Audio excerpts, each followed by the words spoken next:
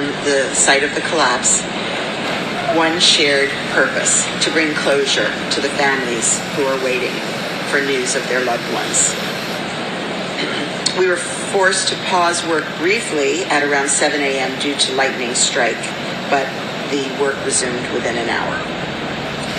We do expect bad weather throughout the day, but our recovery efforts will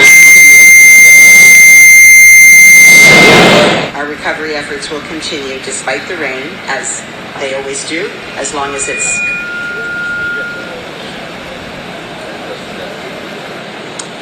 Our recovery efforts will continue throughout the day despite the inclement weather, as long as it is safe for the responders. The team has recovered additional victims since our last report, and so the total number now of confirmed deaths is 86. Please pray for all of those who've lost loved ones and whose hearts are broken from this unspeakable tragedy, and for those who are still waiting. We've also made more identifications, and our police and our medical examiner are working around the clock to do everything possible to identify victims and then to very, very quickly notify next of kin.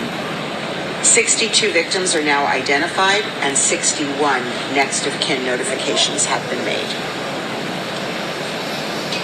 And we're continuing the work on the audit of the list to get as accurate account as we can for those unaccounted for. And at this time, by cross-referencing names with the U.S. Postal Service, driver's license, the building roster, and more, 211 people are now accounted for. 43 people are potentially unaccounted for.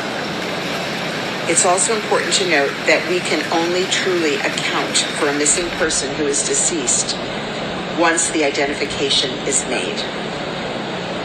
As all of these efforts continue, the numbers will continue to change. Our Family Assistance Center is continuing to provide a multitude of services to all the families daily.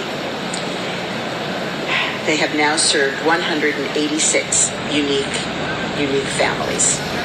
And finally, I want to provide an update on the ongoing work to monitor the environmental impacts for the safety of our first responders. Hazardous materials technicians are constantly sampling and monitoring the air quality, and all first responders on the pile and in the surrounding area wear proper protective gear, including masks.